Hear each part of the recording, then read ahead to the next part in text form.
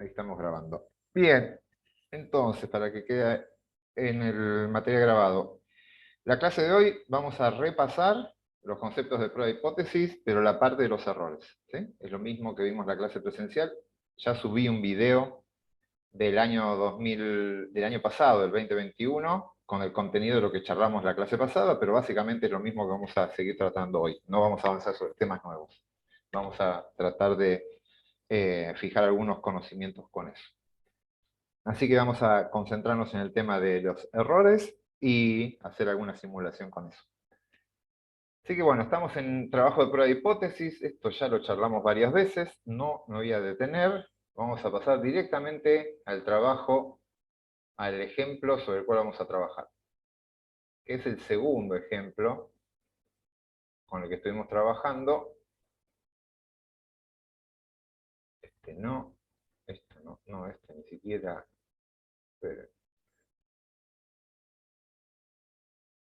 A ver, espera un segundo que tengo otro archivo. Voy a dejar de compartir esto, poner la pausa, aguante. Bien, este es el ejemplo que les quería contar. Entonces, estamos trabajando con un ejemplo donde hay un investigador que quiere poner a prueba una idea que tiene, una idea de trabajo, un plan de trabajo, una hipótesis, en el cual dice que quiere ver si incorporar vitamina E a la dieta de cerdos puede mejorar el aumento de peso, es decir, la tasa de crecimiento de los cerdos. Al día de hoy es de 100 gramos por día, el desvío es de 20 gramos por día. Fija un alfa, un nivel de significación, fija lo que ya sabemos ahora, que es el máximo nivel de error de tipo 1 que está dispuesto a cometer, y acá nos da los datos de la muestra. Pero antes de ver la muestra, uno define las hipótesis de esto. Entonces, la hipótesis del investigador es que la vitamina E aumenta el crecimiento de cerdos. Eso es lo que quiere ver. Esa es la hipótesis de trabajo que tiene. Entonces, con eso, vamos a plantear las hipótesis nula y alternativa. Con el sistema que nosotros trabajamos para la materia, un poco si quieren verlo más mecánico, va a ser, en la hipótesis nula, vamos a plantear la hipótesis pesimista. Acá no pasa nada, la del escéptico. No hay ningún efecto. No es lo que el investigador cree. Como lo que el investigador quiere demostrar y cuándo va a avanzar la ciencia. En este caso, cuándo va a avanzar la producción, es algo nuevo en la producción de cerdo, cuándo va a ser, si la vitamina E sirve, ahí avanza. Entonces, en la hipótesis no la vamos a decir, la ciencia no avanza. La ciencia no avanza es decir que la tasa de crecimiento media de los cerdos alimentados con vitamina E, esta es la población con la que estamos trabajando, no es mejor que 100. No es mejor que 100. Por lo tanto, no es mejor implica que es igual a 100 o peor que 100. Es menor que 100. ¿Sí? Ahí básicamente estamos diciendo la vitamina E no sirve. No sirve porque lo deja igual o encima lo puede empeorar. No sirve. No aumenta.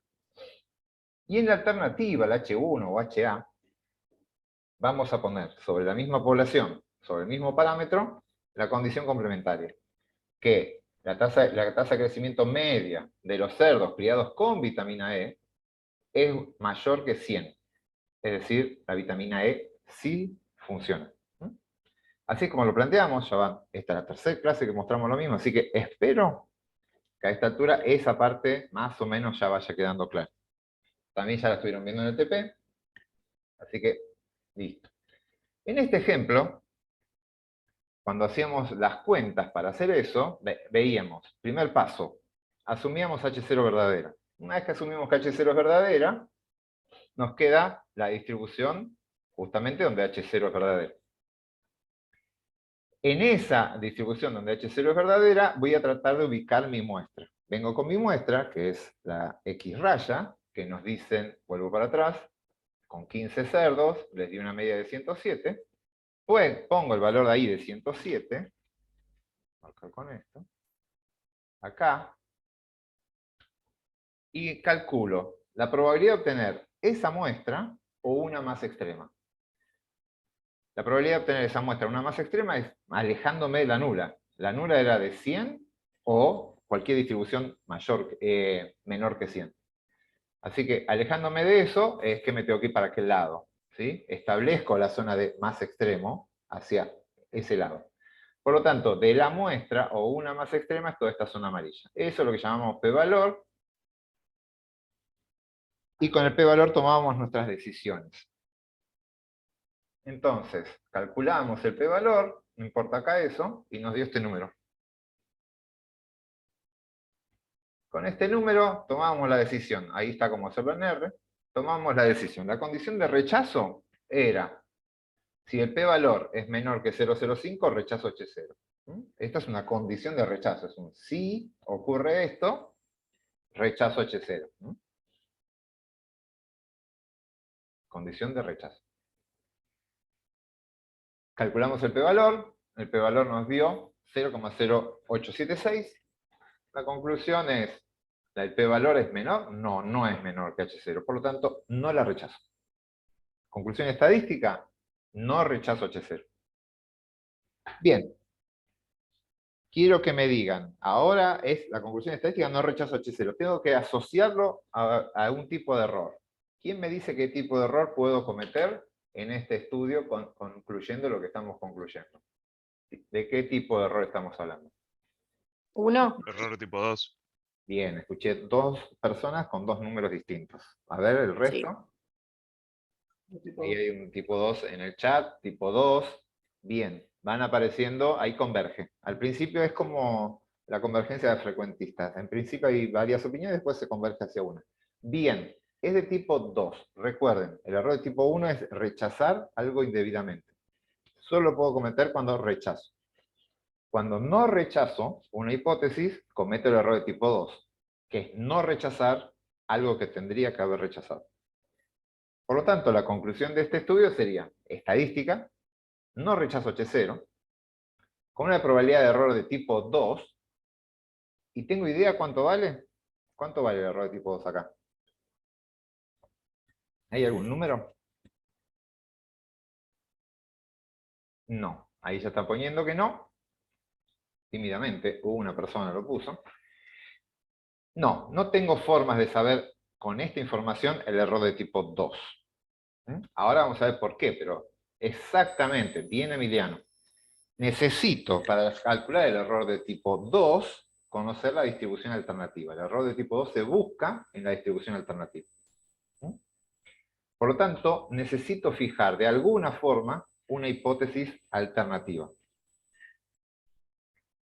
Bien, que acá no está. Fíjense, acá hay una sola hipótesis. Hay una sola curva. Una curva donde se supone que H0 es verdadera. Pero si H0 es falsa, ¿dónde está la curva de H0 falsa? ¿Cuál es la probabilidad de que eso ocurra? No hay forma de saberlo, porque que H0 sea falsa implica que, voy a volver a la hipótesis que estaba acá arriba, la curva que teníamos dibujada ahí, la curva era una distribución de X raya donde pusimos 100. Esta es la hipótesis asumiendo que H0 es verdadera.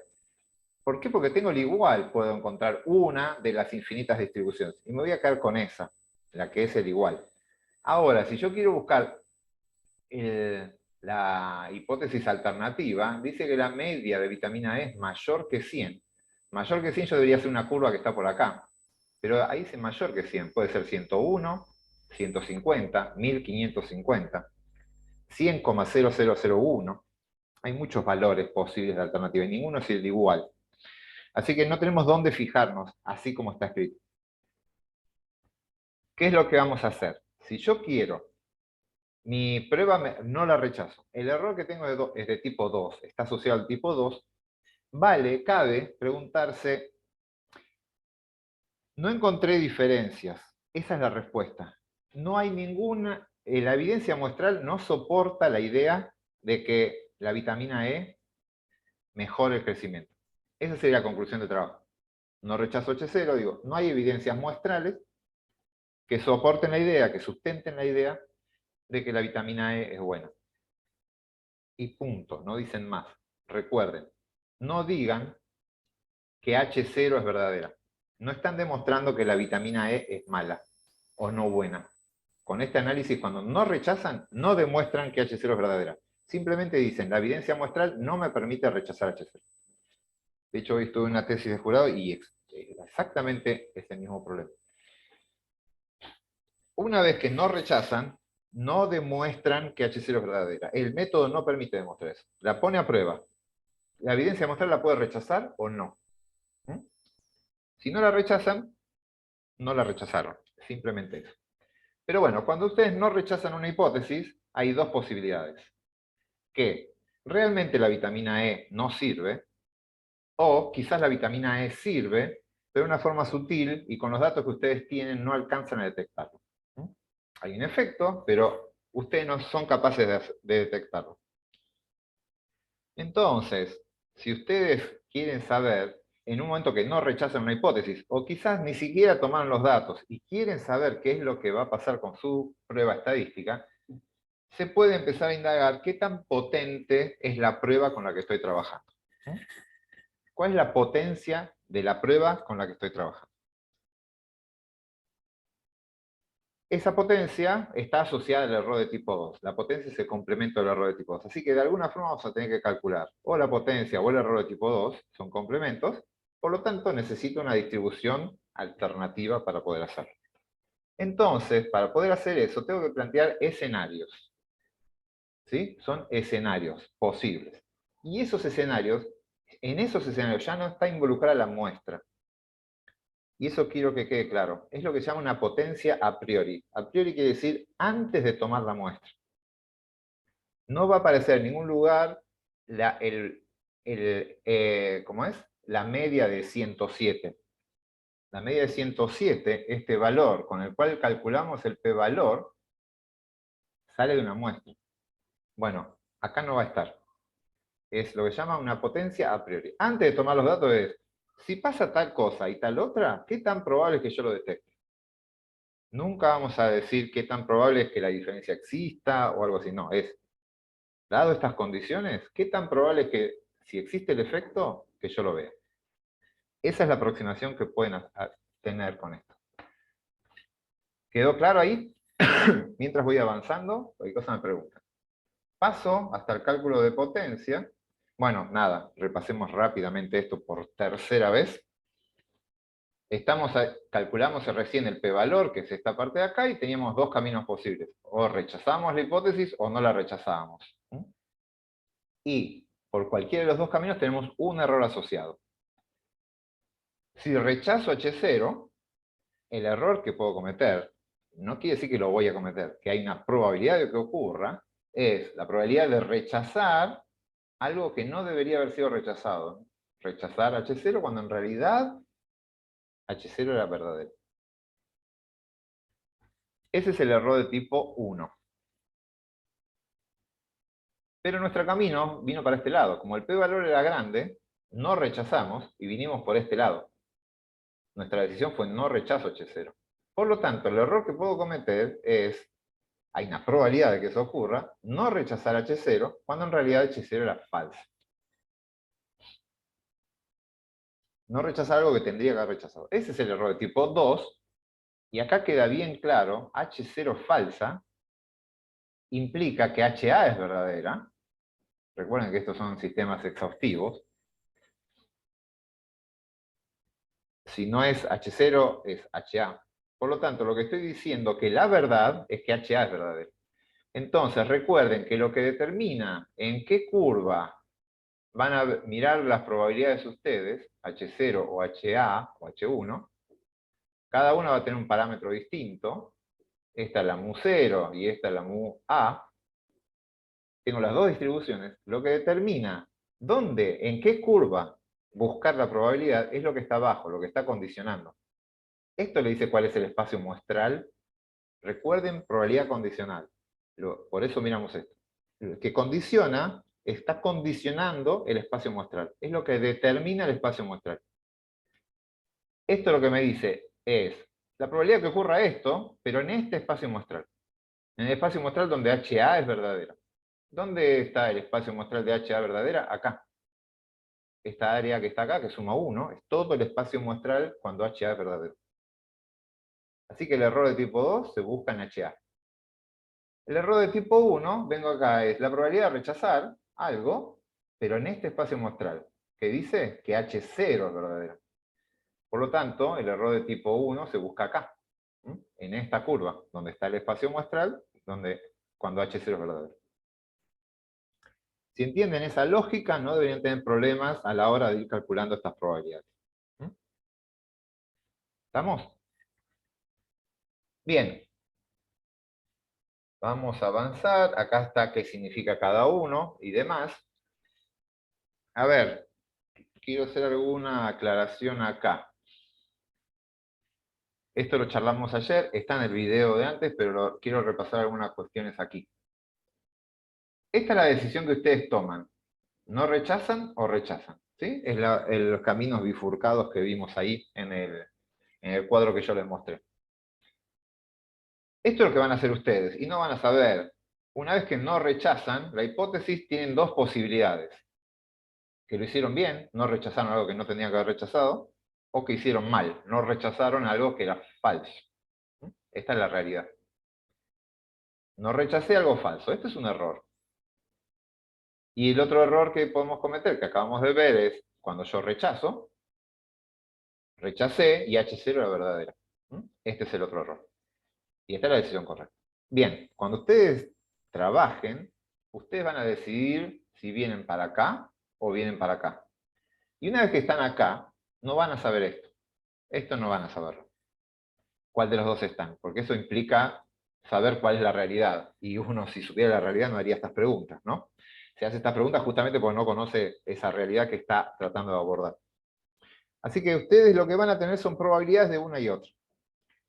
Y el otro día que estuvimos charlando, que justo hicieron una pregunta, 1 menos alfa, de vuelta pasa lo mismo, es una probabilidad diseñada. El alfa, el beta, el 1 menos alfa, el 1 menos beta, son probabilidades diseñadas, son probabilidades de que, ¿qué ocurriría si repito este ensayo muchas veces? ¿Qué probabilidades hay de esto o del otro? Y hablamos de probabilidades diseñadas que son antes de hacer el experimento. Así que son probabilidades. El tema es que a veces esta probabilidad, sobre todo, se la llama confianza, porque uno la habla después que ya hizo el experimento. Una vez que ya hicieron el experimento, se fijó el valor de la muestra, y uno ya divide áreas y toma una decisión, ya tomé esta decisión, ya no hay nada más aleatorio. Sería, si volviese a hacer este experimento infinitas veces, ¿cuántas veces rechazaría de más? ¿Cuántas veces rechazaría de menos? Y entonces, de vuelta, está en latente ese concepto de probabilidad, confianza. Repito, nosotros no nos vamos a meter a fondo con esa discusión. Los que lo pueden manejar, está perfecto. Si no, alguien me habla de probabilidad siempre o habla de confianza, está todo bien. Pero técnicamente, cuando estamos diseñando, hablamos de probabilidad. Y supuestamente, una vez que ya hicimos el análisis, de, bueno, la confianza de que esto es, le cambiamos el término a confianza. Pero no vamos a hacer demasiada historia con eso, con el uso de esos términos. ¿Sí? Lo comento porque sé que hubo algunas charlas así en el TP y algo que me estuvieron preguntando el otro día. Bien, entonces, estas son las situaciones que vamos a tener. Recién, lo que estuvimos viendo es, por la muestra que tomamos y el p-valor que teníamos, nuestra decisión, y la condición de rechazo, nuestra decisión fue no rechazar HCl. Como estamos en este punto y nosotros no sabemos esta situación, hay algunas chances de que esto ocurra. Hay chances de que eso ocurra. Yo quisiera tener una magnitud de eso, aproximarme a eso. ¿Cómo me aproximo? No lo puedo saber directamente porque no tengo la distribución de H0, de HA, o sea, H0 falsa, pero voy a tener que generar estos escenarios que les comentaba. Y vamos a generar los escenarios. Acá están las definiciones. Y acá vienen los escenarios.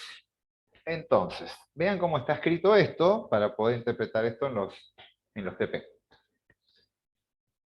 Supongamos que se desea determinar la efectividad de incorporar vitamina E a la dieta de cerdos a fin de mejorar el aumento de peso. Exactamente lo mismo que antes, que actualmente es de 100 gramos por día con un desvío de 20. ¿Sí? Hasta acá estamos igual que antes. Acá está la muestra, se efectúa un ensayo con 15 cerdos, pero no me aparece el resultado. Es como un escenario. Vamos a trabajar con 15 cerdos. Ahí planteo una situación. Pero fíjense que no dice la media fue de tanto. ¿Sí? Esto es a priori, antes de tener ese valor. Definimos el alfa, en el punto clásico del 5%, y dice, si la nueva dieta produjera un aumento de 110 gramos, ¿cuán probable sería detectarlo mediante el ensayo? Esto, si la muestra, perdón, si la vitamina E, el proceso que estamos estudiando, genera un aumento de 110, o sea, en realidad, sí, se genera un aumento de peso de 110 gramos, ¿qué tan probable es que lo detectan? Por lo tanto, me está diciendo, ¿cuál es la probabilidad de detectar el efecto, es decir, rechazar H0? Me está preguntando, probabilidad de rechazar H0. ¿Se entiende? Que dice, ¿qué tan probable es detectarlo? Detectar un efecto, si usamos la forma clásica, en la nula vamos a decir que el efecto no existe y en la alternativa sí. Por lo tanto, ¿qué tan probable es rechazar H0? ¿Cuándo? ¿Qué? ¿Qué pongo acá? Fíjense cómo está escrito. Si la nueva dieta produjera un aumento de 110. La nula es que no sirve. ¿Quién está haciendo verdad, según esa frase que está ahí? La Si acepto HA, claro. Bien. Donde HA, A es esto, es verdadera. Es decir, H0 es falsa. Eso es lo que dice esta frase. Eso es lo que hay que tratar de leer y traducirlo en estos términos. Si la nueva dieta produjera un aumento de 110, es decir, acuérdense, la hipótesis del escéptico, H0 es falsa, está diciendo ahí. HA es verdadero. Si HA es verdadero, ¿cuán probable es rechazar H0? ¿Mm? Por lo tanto, me dice, ¿cuál es la probabilidad de rechazar H0 cuando H0 es falsa? Esa es la potencia de una prueba. Eso es lo que me está pidiendo calcular. Profe, Sí. perdón, una pregunta. Tal vez no es muy importante, pero entonces ¿no sería la probabilidad de no detectarlo? La de no detectarlo sería la de error de tipo 2, sería el complemento de esto. Si el efecto existe, ¿cuán probable es no detectarlo? Si planteas así, estaría diciendo no rechazar H0 cuando H0 es falsa, sería el complemento de esto. Claro, pero si rechazo H... Ah, está bien, no, me confundí, no dije nada. Porque estamos dejando fijo la condicional está fija. Esto cuando hagamos el análisis sería, primero, acá hay una distribución de probabilidades de X raya. ¿De quién estamos hablando acá? ¿Qué hipótesis iría acá arriba cuando quiera buscar esta probabilidad? ¿H0 o HA? HA. HA. ¿Eso están todos de acuerdo? Fíjense, acá tengo que mirar eso. Acá dice HA es verdadera, H0 es falsa. Por lo tanto, eso es acá. Yo voy a calcular la probabilidad de rechazarlo. El complemento es la de no rechazar, pero dentro de esta misma distribución sería el error de tipo 2. Porque es 1, es el espacio muestral, lo estoy buscando en esta misma distribución, y cuando calculo la probabilidad de rechazarlo, hago 1 menos eso y me va a dar la probabilidad de no rechazarlo. Así que se lo pueden preguntar de las dos formas. Se lo podemos preguntar como error de tipo 2, y sería, si fuera de 110, ¿qué tan probable es que no lo vea? No rechazar H0 cuando H0 era falsa. Ese es el error de tipo 2. ¿Sí? Esto que está escrito acá es potencia, exactamente lo que pregunta Fabián.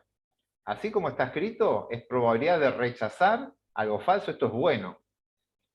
Ese está en términos de potencia. El complemento es lo malo. No rechazarlo cuando existía. Eso es lo que hay que prestar atención. Bien, para poder hacer esto, necesito poner un número acá. Esta es la figurita que no suelo tener. ¿Qué número pongo ahí? Tengo que fijar de alguna forma la hipótesis alternativa. En algún punto tengo que decir cuánto vale esto. En la nula, como lo habíamos escrito en el primer ejercicio, dijimos mayor que 100. Pero yo tengo que decir cuánto. Bien, esa es la información que sale de acá. Acá me dice qué tan mayor de 100 va a poner ese valor. Entonces, la hipótesis tradicional era esta. Perdón, voy a escribirlo acá. acá lo que me está proponiendo para poder hacer esto tiene que estar fijado en un número. Ese número que dijimos va a ser 110. Por lo tanto, estoy fijando una hipótesis alternativa donde el crecimiento medio de los cerdos con vitamina E es igual a 110. Eso es lo que pongo en la alternativa. Y en la nula sigo con la misma que trabajaba antes, con la de la situación del status quo. No cambió. Entonces, la mu de vitamina E es igual a 100.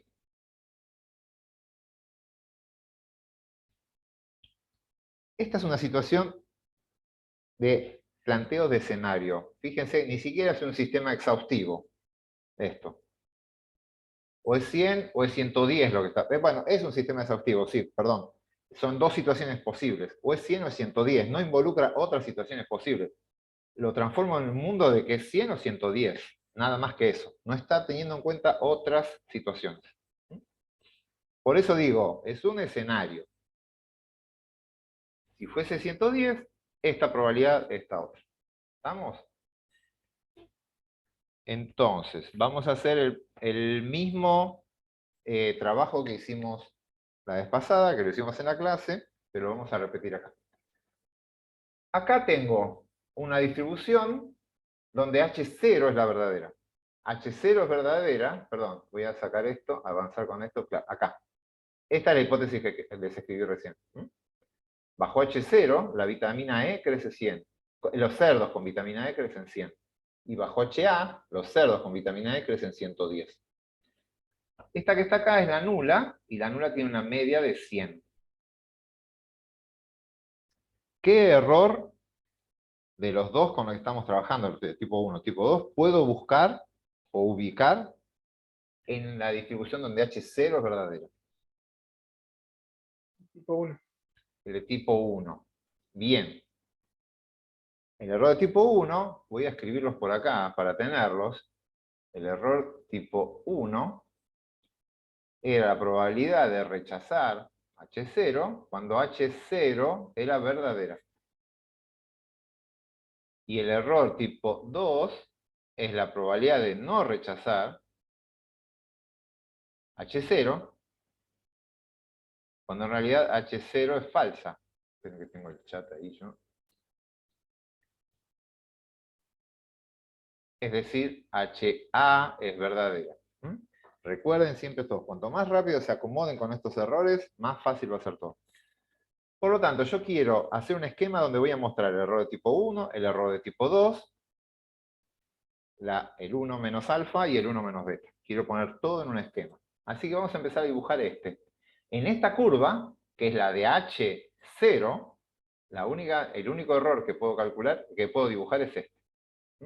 Ya que este tiene ese espacio mostrado. H0 verdadero.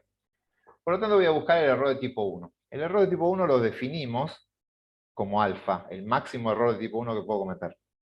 Así que puedo tratar de... Ya sé que alfa vale 0,05. Entonces, eso ya está fijado por el investigador. Lo puedo graficar acá y lo tengo que ubicar en la zona más alejada de H0. De vuelta, ese 5% lo podría ubicar del lado de la izquierda o del lado de la derecha, o mitad de cada lado. En este caso, más alejado de 100 es 110. Es todo para aquel lado. Bien, lo pongo del lado de la alternativa. Ahí fijé el 5%. Este numerito, esta superficie de acá es del 5%. ¿Por qué? Porque lo definí yo de antemano. Bien. ¿Hasta ahí se entiende? Si hay dudas, interrumpan, por favor. Tenemos tiempo para charlar todo esto. Entonces, acá se genera un número mágico. Esto deja delimitado un número mágico. Hay un valor de X raya, que deja por debajo de sí 1 menos alfa, es decir, 0,95, y por encima de sí alfa, es decir, 0,05. Yo puedo calcular ese p-valor, ese valor de X raya, ¿sí? Con el Q-norm le digo cuál es la probabilidad, cuál es la distribución, y me lo calcula.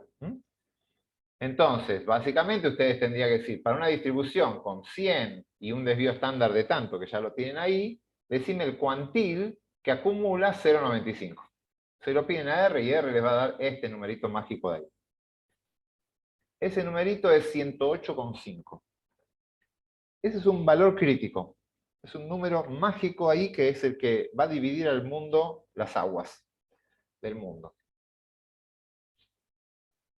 O sea que a priori yo ya sé qué valor mínimo me tiene que dar para saber que la hipótesis es verdadera. No vas a saber si es verdadera, para ver si la rechazás o no. Acordate Claro, que eso. dijimos recién. Sí, sí. Para saber si la rechazás o no la rechazás. Exactamente. Vos ya lo podés saber a priori cuál va a ser. Y después vas al campo y tomás los datos. Como fijaste el alfa, automáticamente fijaste el valor crítico. Lo hiciste ahí, automáticamente. Obviamente, hay un dato acá. Ojo con esto. Esto lo podemos hacer porque estamos trabajando con sigma como dato. Esta situación donde estamos calculando potencia y estamos trabajando con esta forma es cuando sigma dato. Entonces, de la muestra, yo no necesito nada, solo X raya. Entonces, saco este X raya crítico, este valor crítico, y después comparo de qué lado cayó la muestra. Si sigma no fuese dato, si esto no lo tenés que trabajar con S. Y esta curva va a ser una T, la tenés que aproximar a una T, y ya esa T va a depender de los grados de libertad. Podrías saber el T crítico, el valor de T crítico, pero no podrías saber nunca de antemano, hasta que no tomes la muestra y no tengas un valor de S, no podrías llegar a calcular este valor crítico que está acá. ¿Sí? Nada, es un poquito más complejo, no lo vamos a ver, la idea es que vean esto más conceptualmente, y así es mucho más fácil. Entonces, eso que decís, lo sé de antemano solamente en este caso, cuando sigma es dato. Tengo una consulta solamente porque, bueno, me entró la curiosidad. Si sigma no es dato y tenemos S, ahí como que en estos dos gráficos tendríamos diferentes desvíos, ¿no? Porque tenemos Bien, diferentes. excelente. No. Ahí hay que poner un supuesto. Hay que poner un supuesto nuevo, que acá también está. Fíjense, es buena la pregunta y es un buen momento para charlar sobre eso. A nosotros nos dijeron en la diapo anterior que el crecimiento de los cerdos sigue una distribución normal con una media de 100 y un desvío creo que de 20, decía algo así. Esta es X. Nosotros lo llamamos X raya con la raíz de n, porque estamos definiendo que vamos a trabajar con 15 cerdos. Así que esto viene de ahí. Cuando tenemos central el límite lo llevamos acá. Ahora, esta es la situación de los cerdos que crecen normalmente. Esto que estamos planteando acá, esta que está acá, es la situación donde los cerdos crecen con vitamina E. Y yo estoy suponiendo que la vitamina E tiene una media de 100. Pero en algún lado dice el desvío estándar de los individuos que crecen con vitamina E. ¿Está en algún lado? Dice. En la hipótesis que acabamos de plantear, el escenario que estoy planteando es, con vitamina E crecen 110. ¿Y el desvío? ¿Por qué usé esta curva? Fíjate, usé una curva idéntica a esta. Solo le cambié la media. Pero el desvío este, ¿de dónde lo saqué? Usé el mismo que este. Pero es un atajo. No hay nada que diga que con vitamina E vayan a crecer exactamente igual que sin vitamina E. Quizás la vitamina E no solo altera la media, sino que altera la varianza. Nada, esto es un supuesto. Y lo van a tener que dejar por escrito. Entonces sería, para decirlo claramente y ser más precisos, el comentario vale incluso en este caso. Cuando lo hagas en T es como más evidente porque lo tenés que hacer. Pero acá estamos diciendo que con vitamina E los cerdos crecen en promedio 110 gramos por día y el desvío se mantiene constante, no cambia. Por lo tanto, sigma sigue valiendo 20. ¿Se entiende? Nada biológicamente me obliga a que esto sea así. ¿Sí? Que cambie a 110 puede alterar también el desvío. Nada, hay que suponerlo. Es un nuevo supuesto que agregamos al modelo. ¿Se entendió? Sí, sí, gracias. Bien, eso es importante. Estamos suponiendo esto. Así que, nada, el supuesto es que sigma es dato y encima no se altera con la vitamina E. Básicamente, la conclusión es esa. Bueno, entonces, esto lo puedo saber de antemano. Puedo saber cuánto vale este numerito antes de ir a tocar un cerdo. Voy y lo preparo. Este número es este X raya crítico, este valor crítico en términos de X raya, es crítico porque divide al mundo en blanco y negro, lo que les decía ahí, divide las aguas. ¿Sí? Si la muestra cae de este lado, si la muestra llega a caer por acá cae el X raya observado, el obtenido de la muestra. Si la muestra cae ahí, el p-valor, ¿cómo va a ser con respecto a alfa? ¿Más grande o más chico? Más chico. Más chico. ¿Todos lo ven? Fíjense, yo vengo acá, el p-valor va a ser un número que está acá. Vamos a cambiarle el color. Este es el valor, el p-valor va a ser un número que está acá, es esto. Uy. Es esta superficie que está acá. De este valor observado o uno más extremo. Es un valor más chico que alfa. Entonces, si el x medio observado cae acá, yo rechazo la hipótesis nula, porque el p-valor es más chico que alfa. Cualquier muestra, básicamente esto, yo no tomé la muestra todavía, pero cualquier muestra que tome un valor mayor a 108,5 de promedio, me va a mí a obligar a rechazar H0, me va a habilitar a rechazar H0. ¿Sí? Sigue siendo un escenario. Porque cualquiera de estas va a generar un valor más chico. Entonces, en esa condición, yo voy a rechazar H0. Y ahora, pongo otro escenario. No cayó acá. La muestra cayó de este lado. Ahí cayó la muestra observada, X raya observado. De los 15 cerdos, calculo la media y me dio 108. Algo menor a 108,5, ¿sí? Más chico. No sé cuánto, pero bueno. Este valor, yo voy a calcular su probabilidad, y su probabilidad, bueno, cayó ahí. Va a ser ese valor o uno más extremo, y más extremo sigue estando de aquel lado. Por lo tanto, la probabilidad de que eso ocurra va a ser todo esto. P-valor va a ser más grande que alfa.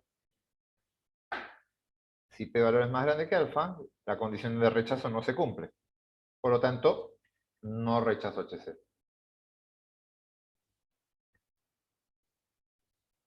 Entonces, tengo este escenario actual. El mundo dividido en dos partes. Y el valor que lo divide es este valor crítico. O rechazo H0 o no rechazo H0. Y ahí tengo planteadas áreas. ¿Está bien? Entonces tengo esta área de acá, toda esta área de acá, que son, si tomo muestras, esa área que está ahí es la probabilidad de rechazar H0, estoy en la zona que yo rechazo H0, cuando en realidad H0 es verdadera. H0 es verdadera. Yo estoy rechazando H0 cuando H0 es verdadera. Fíjense que es esto que está acá. Rechazo H0 cuando H0 es verdadero. Esto que estamos poniendo acá como rojo es el error de tipo 1. Bien, y el 1 menos alfa es la probabilidad de no hacer eso. No rechazar H0 cuando H0 es la verdadera. Entonces, eso lo podemos decir en términos de probabilidades. Acá es claramente lo podemos decir en términos de probabilidades, porque todavía ni tomé la muestra. Esto es bien a priori. Así que acá está bien hablar de probabilidades. ¿Sí?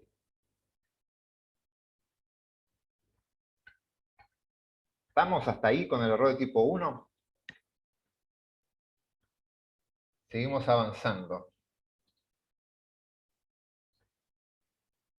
Esto ya está fijado. Entonces, ahora vamos a ir por el otro lado, que es lo que queríamos averiguar nosotros. El error de tipo 2 o su complemento, que es la confianza. Para calcular la confianza dijimos, o el error de tipo 2, que estamos acá. En esta situación, lo que estamos diciendo es que no rechazar pero la realidad es que H0 es falsa, es decir, HA es verdadera. El espacio mostrar está condicionado por HA. Por lo tanto, esa probabilidad la voy a tener que venir a buscar acá. La media poblacional, el mu, cuando calculo esa probabilidad es de 110, no de 100. ¿Estamos? Entonces, yo tengo que buscar, esto me dice que lo busque en la curva de HA. ¿Qué área voy a buscar? La zona de no rechazo. Esto es lo que dice acá, no rechazo, quiere decir que estoy en esta zona. Y esto, recuerden, este gráfico en realidad yo los bajé, pero están súper solapados. Esas dos curvas están en el mismo gráfico. Por lo tanto, este punto vale para los dos. El 108,5 vale para ambas distribuciones. ¿Mm? Están juntas. Por lo tanto, el área de no rechazo es toda esta zona que está acá. Esto. Bien, entonces, esta área amarilla, repasemos, es la probabilidad de ¿qué? De no rechazar H0, de contestar esto, cuando en realidad lo que vale es H1. Esto. Probabilidad de no rechazar H0, cuando en realidad HA es verdadero. Ese es el error de tipo 2. Es una representación de ese error de tipo 2.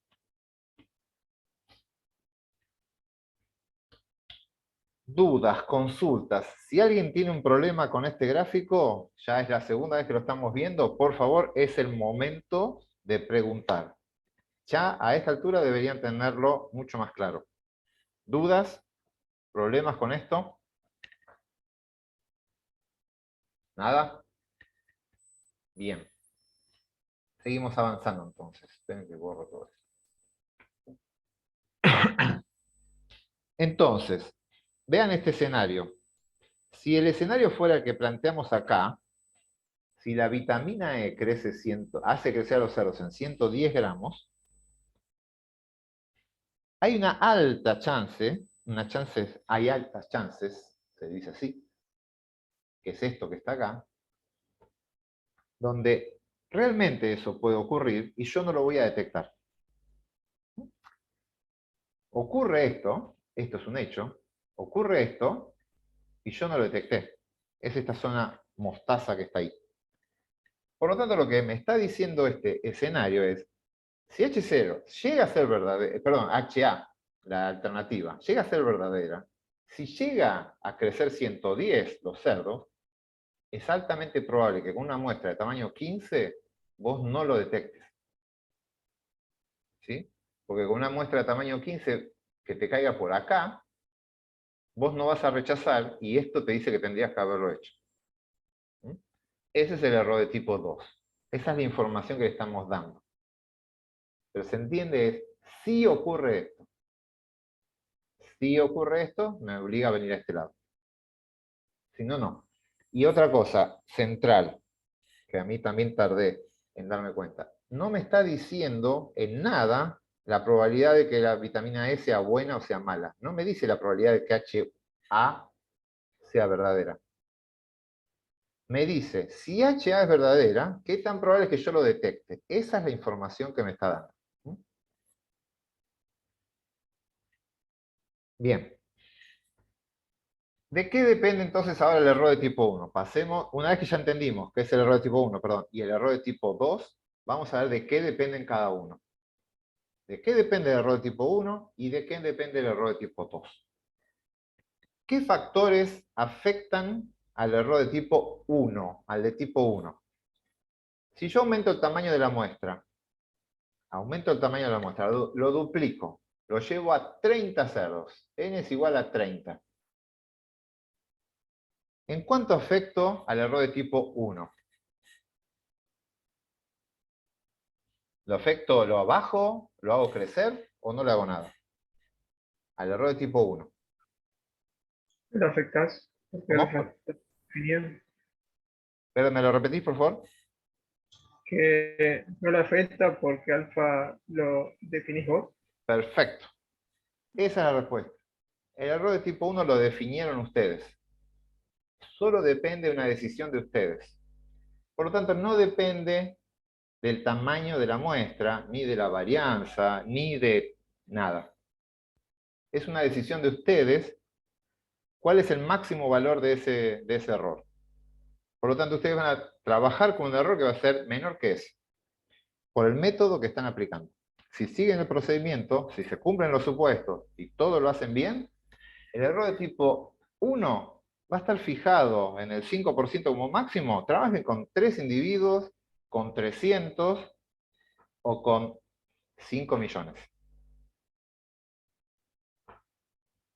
Eso es antiintuitivo. Uno cree que cuanto más datos tiene, menor va a ser el error. Y que cuando uno trabaja con pocos datos, es poco confiable lo que está haciendo. Y eso no siempre es así. Eso es verdad en el error de tipo 2. Pero para el error de tipo 1, lo fijaron ustedes. Igual no cambia el error, pero sí cambiaría el valor crítico, ¿no? El valor crítico cambia, absolutamente. Pero va a cambiar y se va a mover, pero respetando la zona roja del mismo tamaño. La zona roja va a ser siempre del 5%. Claro. Eso sí, lo que decís es cierto. Y eso va a afectar al error de tipo 2, no al 1. Entonces, ¿qué es lo que pasa? Y esto quiero que lo entiendan, sobre todo cuando tengan que defender los resultados de su propia investigación. El error de tipo 1 no depende del alfa. ¿Cuándo cometen el error de tipo 1? Cuando rechazan. ¿Sí? El error de tipo 1 aparece cuando rechazan H0. Ese es el error. Ustedes rechazaron, es esto. En esta zona cometen el error de tipo 1. Acá. Rechazaron H0 y no tenían que haberlo hecho. Por lo tanto, el error de tipo 1 lo cometen cuando rechazan. Si rechazaron, encontraron diferencias y tenían pocos datos, esto se los comenté la clase pasada, pero quiero resaltar. Ustedes encontraron un efecto y lo hicieron con pocos datos. No tienen que tomar más datos para asegurarse ese efecto. Ese efecto es creíble. Lo hayan tomado con 3 datos o con 300. Es igualmente creíble el efecto que vieron, porque la probabilidad de error va a ser menor al 5%. La de error diseñado. Y es menor al 5%, sea con 50, con 300 o con 3000. Sí encontraron el efecto. Entonces, me ha pasado de gente que me ha venido a consultar y quería defender, me dice, no, encontré un efecto, pero los revisores no me van a creer porque lo hice con 5 individuos nada más. Si lo encontraste, el efecto era tan fuerte que a pesar de trabajar con solo 5 individuos, vos lo viste. Entonces, ahí nada, se justifica muy fácil. El nivel de error es del 5% y esto es independiente del tamaño de la muestra, así que mis resultados son tan confiables como si los hubiese hecho con 500 datos. Hay que defenderlo, es antiintuitivo, pero créanme que es así. ¿Dónde vienen los problemas si trabajo con pocos datos? El problema de trabajar con pocos datos está acá, en la zona de no rechazo. Cuando yo no rechace, el error que voy a cometer es el de tipo 2. Y este error de tipo 2 sí depende de la cantidad de datos. Ahí sí depende de la cantidad de datos. Entonces, ¿qué es lo que pasa? Yo estoy diseñando un experimento. Y digo, tengo 3 datos nada más. Voy a tener plata para 3 individuos. Re poco, nada, 3. Y voy a trabajar con un error del 5%. El error de tipo 1 es 5%. ¿Eso es así? Sí, vas a poder trabajar con un error de tipo 1. Pero va a tener tan poca información el sistema tuyo que para tener una probabilidad de error de tipo 1 chiquita, lo que va a hacer es no va a rechazar nunca. Va a decir, ah, sí, ¿querés mantener el error de tipo 1? No rechazo nada. Así nunca cometés error de tipo 1. ¿Se entiende la lógica? Si ustedes no rechazan, no pueden cometer error de tipo 1. No hay forma que cometan error de tipo 1. Entonces, si quieren tener un error de tipo 1 chiquito, y no rechacen, nunca lo van a cometer.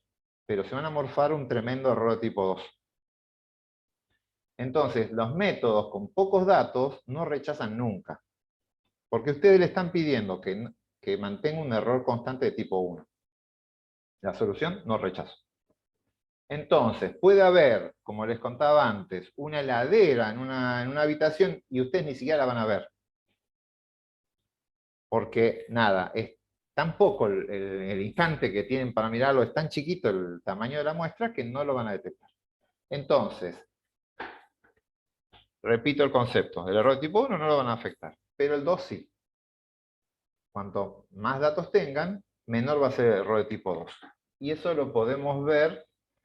Dos cosas. Una es, perdón, voy a adelantar un cachito esto lo paso, y me voy a venir acá, ya que estamos hablando del tamaño de la muestra. Entonces, acá tengo el mismo gráfico que les acabo de mostrar. Este es el error de tipo 2, el error de tipo 1, con un determinado n. Si afecto el n, si aumento el tamaño de la muestra, lo subo, recuerden esto es x raya. En ambos lados es la misma distribución, la misma variable. Vimos el teorema central del límite. Esta x raya tiene una distribución que es una normal con una determinada media, y el desvío está dividido por la raíz de n. Esta distribución, la media es 100, y en esta distribución la media es 110. Así que esto vale tanto para esta como para esta. Están los dos divididos por el mismo sigma y el mismo n. Lo único que está cambiando es que en esta distribución el mu es 110 y en esta es 100. Pero si yo subo el n, esto se hace más chico, automáticamente estas distribuciones se hacen más finitas. Y pasa esto. Subo el n, teorema central del límite, la probabilidad de hacer todos los valores obtenidos, las muestras obtenidas, se van a parecer más a mu, se va a reducir la varianza. X raya se parece más a mu si el n es más grande. Vimos ¿cómo es? Si es un estimador consistente, a medida que aumenta el n, el estimador se tiene que parecer más a X raya. Perdón, a mu. Entonces, automáticamente se achican los dos. Al achicarse, primero que se solapan menos, porque ya tienen menor solapamiento, por ser cada vez más chicas. Pero encima el otro efecto es que el alfa se mantiene constante. Así que el área esa es la misma. Simplemente ahora la viene de correr hacia adentro. Como se fue toda la distribución para allá, el alfa se mantiene constante, el valor crítico de 108 pasó a 106. Cambia la zona de rechazo. Voy a rechazar ahora, a partir de 106 ya empiezo a rechazar. Y vean lo que pasa. Una muestra, vuelvo para atrás. Si tengo una muestra de 107, con el n de 15, cuando empecé a trabajar, su conclusión es, no rechazan la hipótesis. Porque es una muestra que les trae ciertas dudas. Con ese n bajo, para mantener alfa constante, el modelo no la rechaza. Le dice, no rechazo. Y van a cometer error de tipo 2 si hubiese sido verdadero H0, HA. Ahora miren, el mismo valor, 107, que estaba acá. La muestra de 107.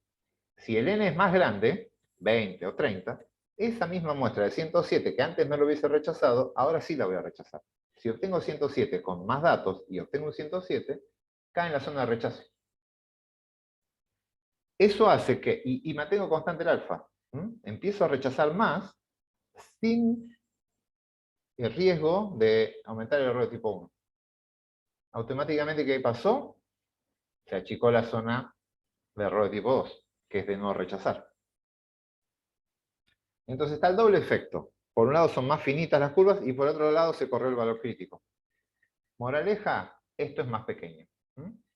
Muevo, voy y vengo entre las dos y vean cuánto. ¿Sí? Se hacen más finitas y puntiagudas, el área total de las dos curvas es 1, así que se redistribuyen los datos, pero el error se achicó un montón. Y el alfa se mantuvo constante, siempre en el 5%. Moraleja, el alfa es independiente del tamaño de la muestra, pero el error de tipo 2 sí es muy dependiente del tamaño de la muestra. ¿Dudas, consultas de efecto de tamaño de la muestra?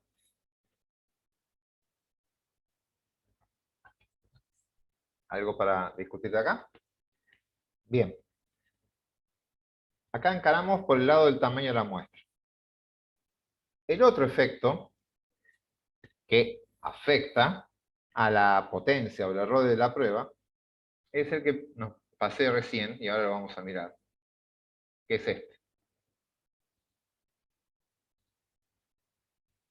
Esta es la situación original, el primer escenario que habíamos planteado, donde la magnitud del efecto es la diferencia entre la hipótesis nula y la alternativa, la magnitud del efecto, es de 10 gramos. Es decir, la vitamina E aumenta 10 gramos por día, el crecimiento, es decir, es un 10%. Esa es la magnitud del efecto que estoy tratando de ver.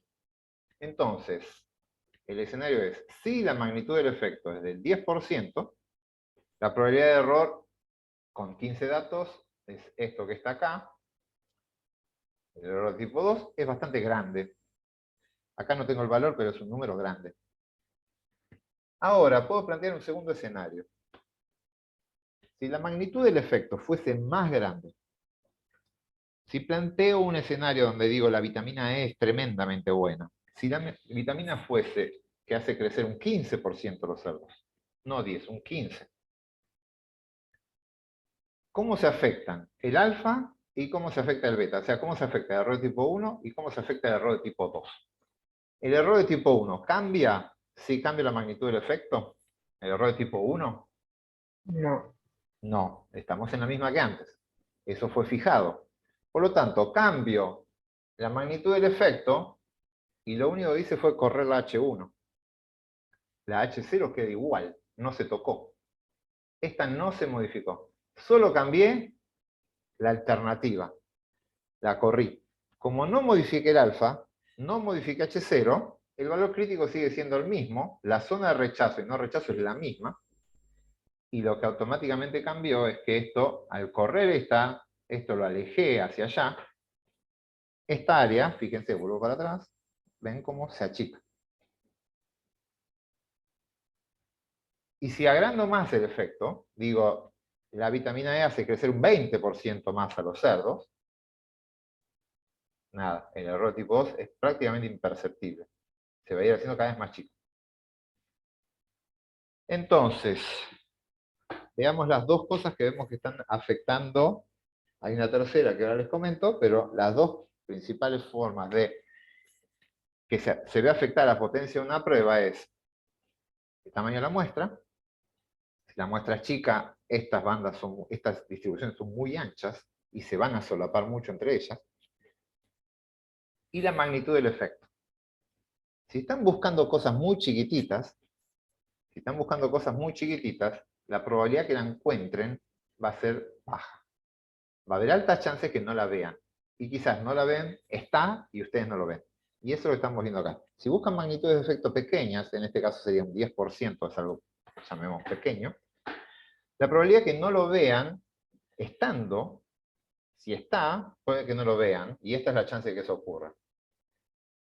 Si la cosa que buscan es mediana, un 15% de efecto, si esa cosa existe, es decir, H1 es verdadera, tienen altas chances de encontrarlos con 15 cerdos. Y si lo que buscan es un tremendo efecto de la vitamina E, un 20%, no sé esto tremendo, mediano, chico, estoy diciendo yo, no sé, no soy especialista en metabolismo de cerdos, ¿sí? Pero nada, estoy exagerando un poco esos adjetivos que uso. Pero si tiene un fuerte efecto de la vitamina E, que los hace crecer un 20, si ese efecto existe, es altamente probable que con 15 cerdos yo lo vea.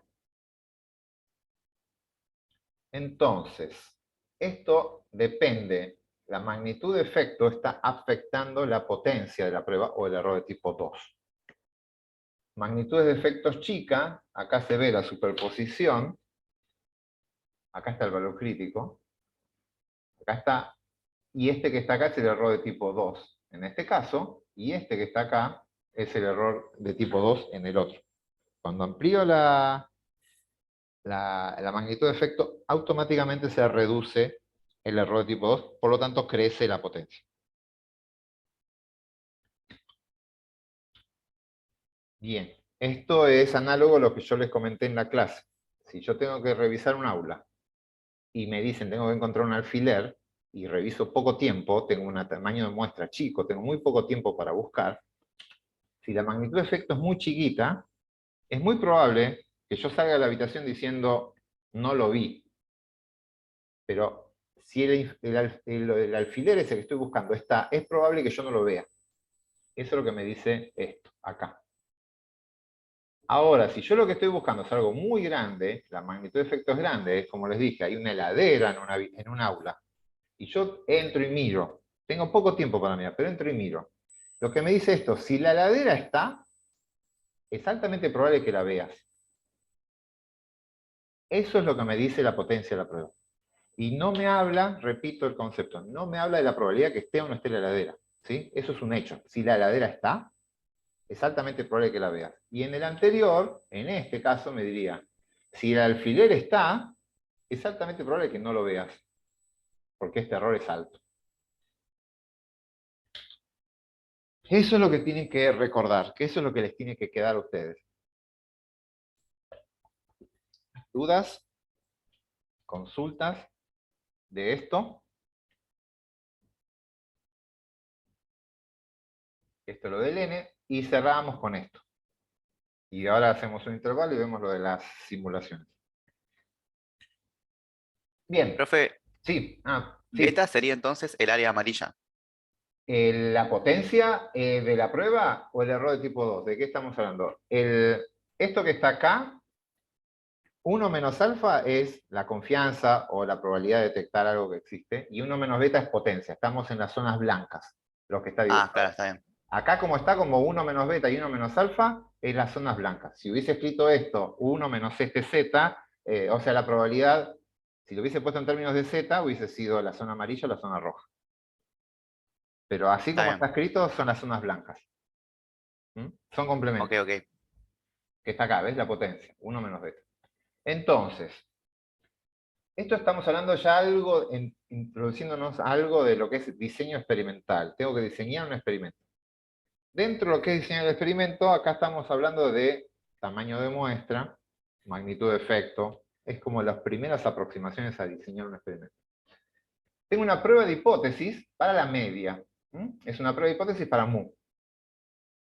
Si yo quiero estimar el tamaño de la muestra necesario, se puede despejar a partir de esos cálculos que ustedes están haciendo. Ustedes lo van a estar haciendo cuando lo hacen con el PNORM y demás. Ahí, para el QNORM, PNORM, todo lo que hagan a mano, ustedes tienen que poner la media de H0, la media de H1, van a ir poniendo eso.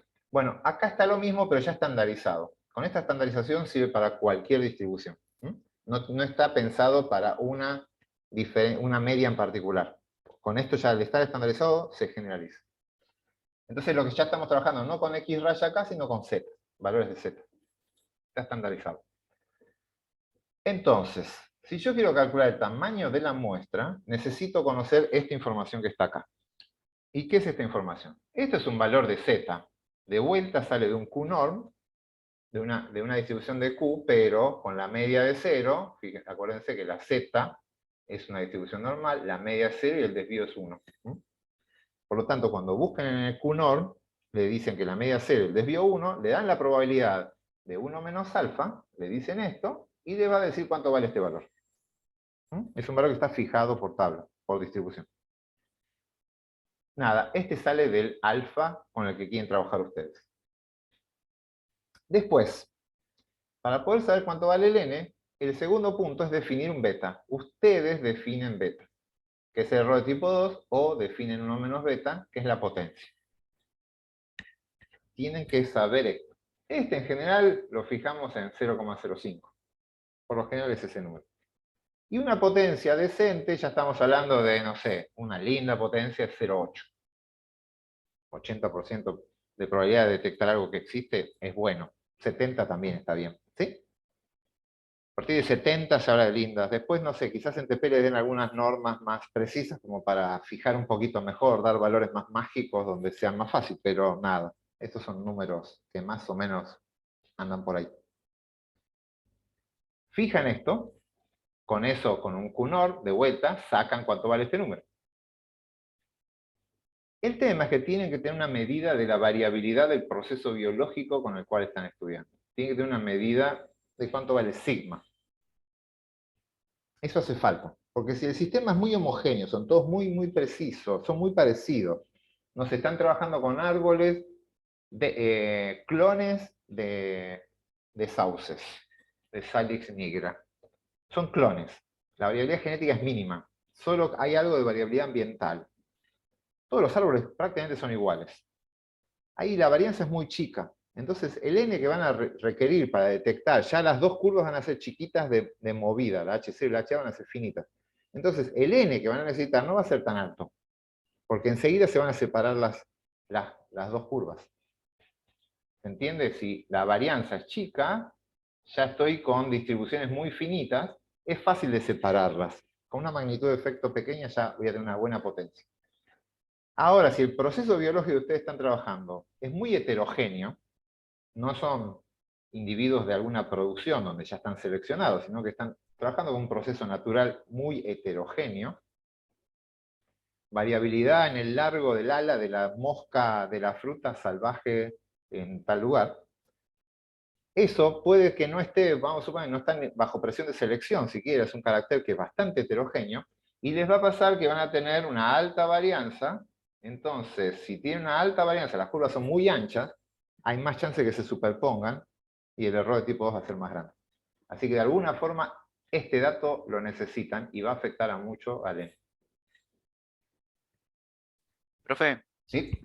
D es la diferencia entre, no sé, el MUD H0 y MUD HA, Exacto. o directamente es el MUD HA. No, no, es el D, es la magnitud del efecto, es la distancia entre uno y otro. Ok, Esa es la magnitud del efecto. Es lo que habíamos visto recién.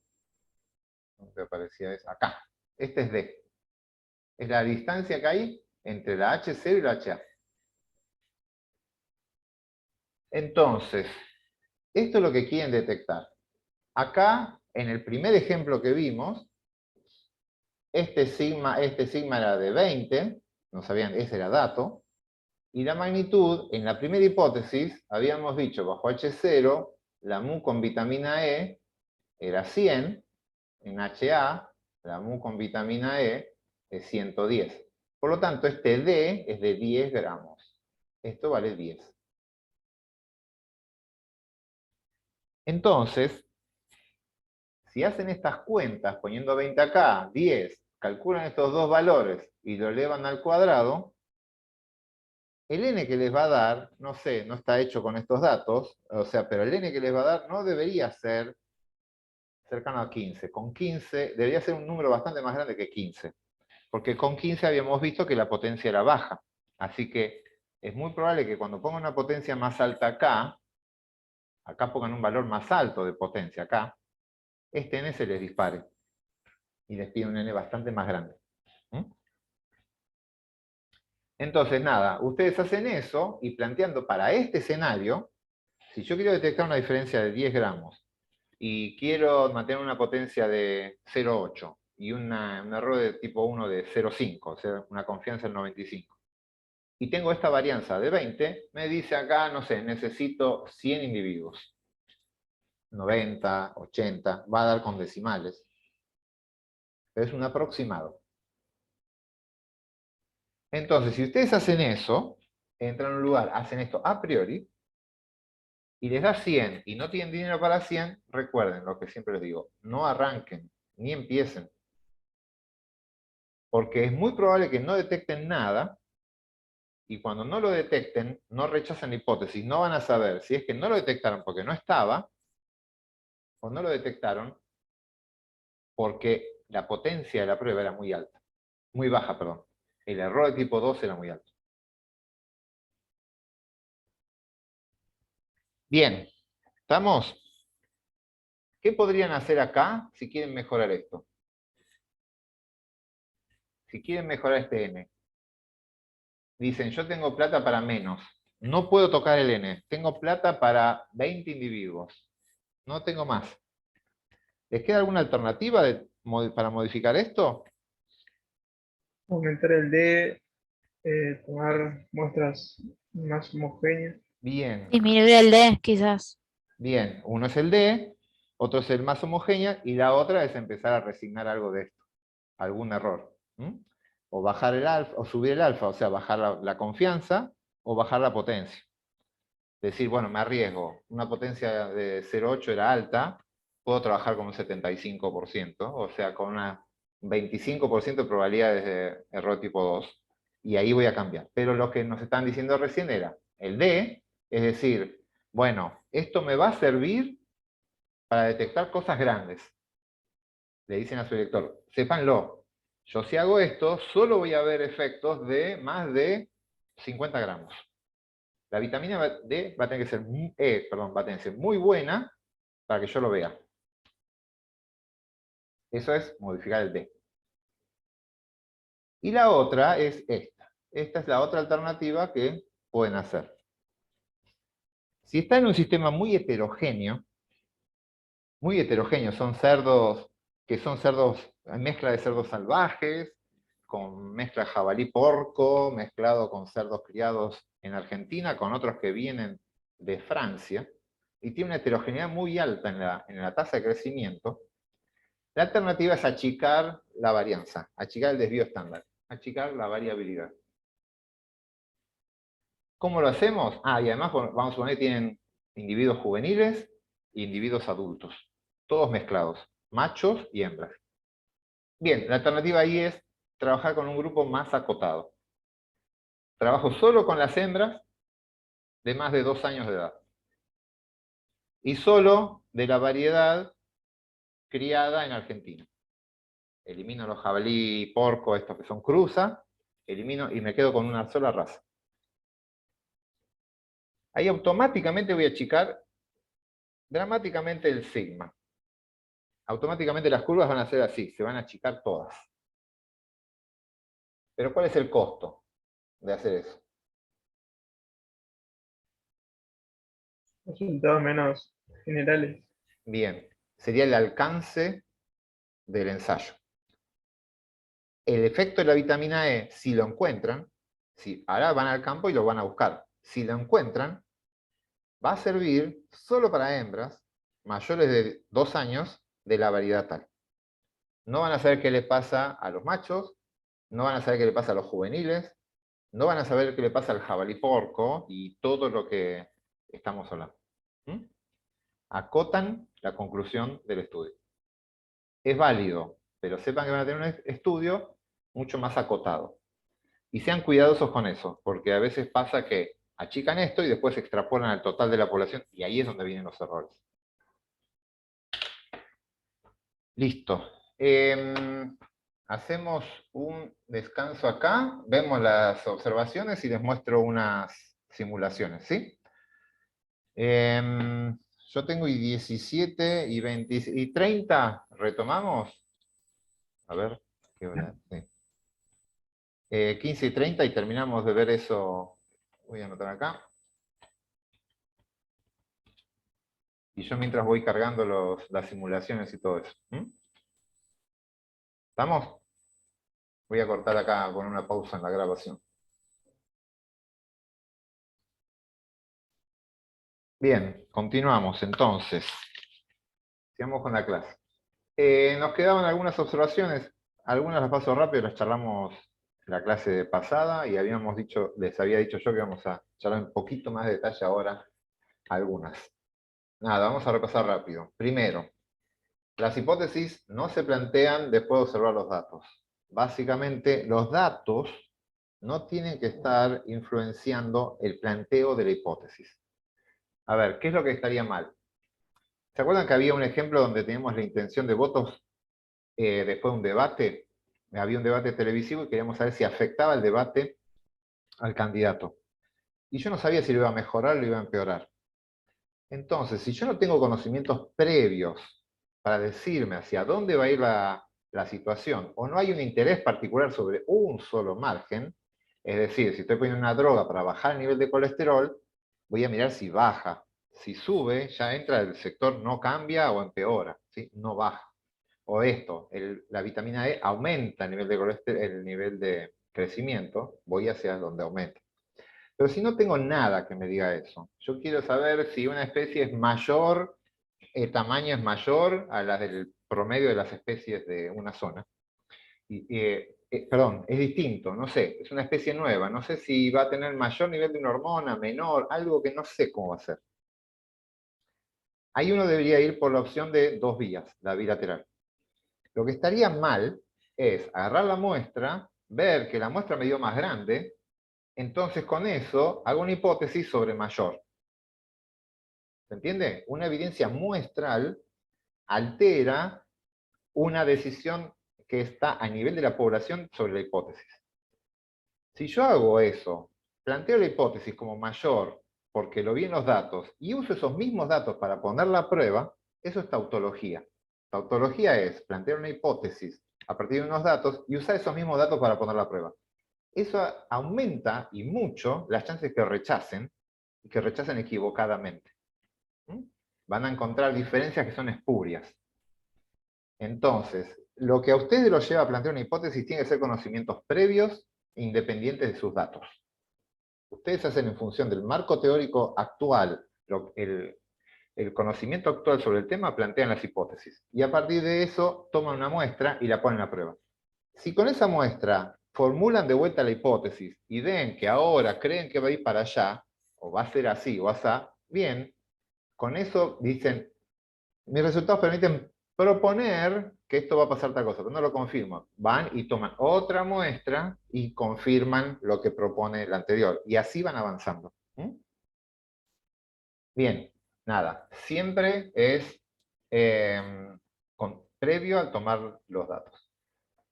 La hipótesis nula es conservadora, ya lo estuvimos charlando, no especulativa, es la hipótesis del escéptico. Acá no pasa nada. Esta es la estructura que armamos para asegurarnos que el error de tipo 1 sea el más grave de los dos. Es decir, bajo H0 creo que no pasa nada. Me tenés que demostrar que pasa algo para que yo te crea. Ante la duda no voy a rechazar.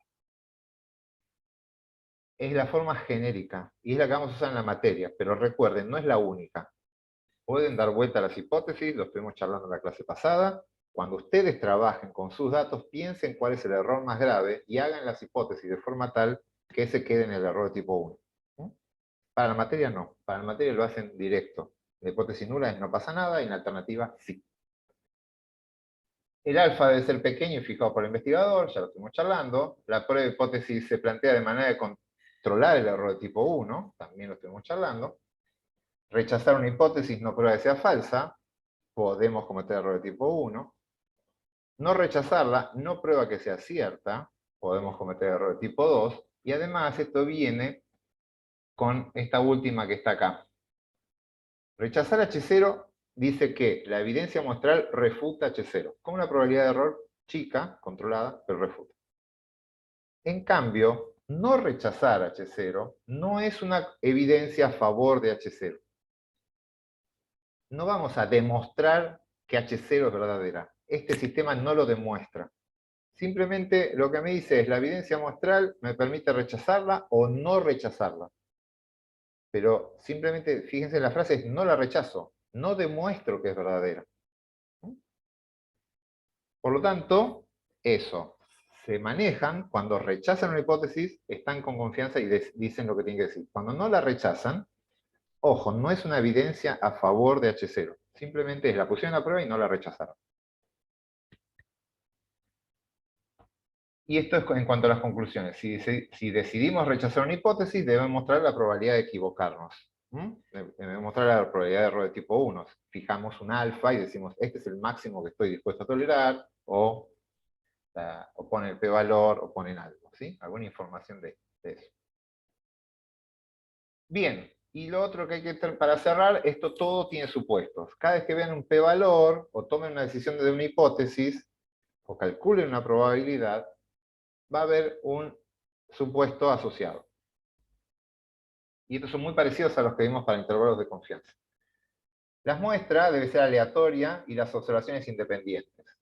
Esto es un combo en cuanto al diseño del muestreo. O sea, todos los individuos tienen que aportar información novedosa. Si yo tengo 15 cerdos, los 15 son representativos de la población, los elegí al azar de la población que quiero estudiar, y además no comparten información. Es decir, me muestran bien claramente cuál es el ruido que tiene el sistema, y cada uno aporta una información novedosa. Si un cerdo creció 95, no me dice nada sobre el cerdo siguiente, que puede crecer más de la media o menos de la media. Esto lo vamos a ver en todos los análisis que hagamos, todas las herramientas que hagamos van a tener estos dos supuestos. Después ya vienen sobre cómo se comporta la variable. Dice, para poder calcular las probabilidades, o la variable x sigue una distribución normal, o tenemos un tamaño de muestra suficientemente grande, o el desvío poblacional conocido. Todo para poder usar una normal, de alguna forma poder usar una normal. Si tenemos tamaño suficientemente grande, es independiente de la distribución de x raya va a ser normal, y en este caso, en el que estuvimos viendo recién, para el cálculo de potencia, pedimos el desvío estándar como dato. Sigma era dato.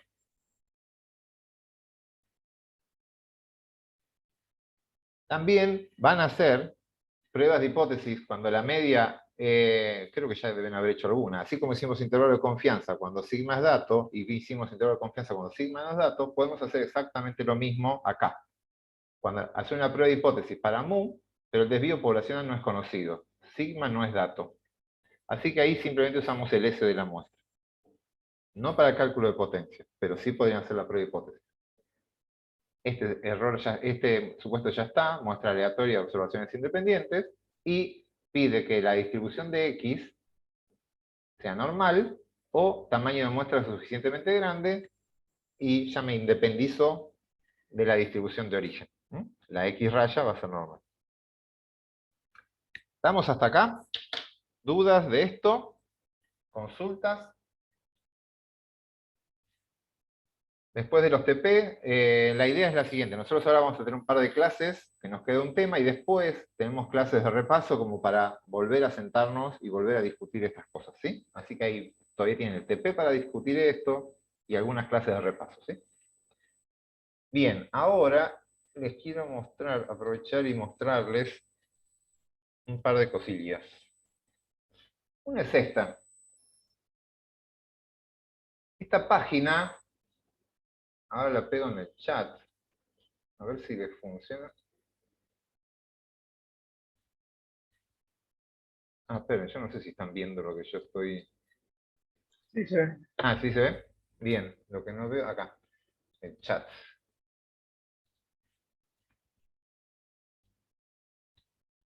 Ahí tienen la página.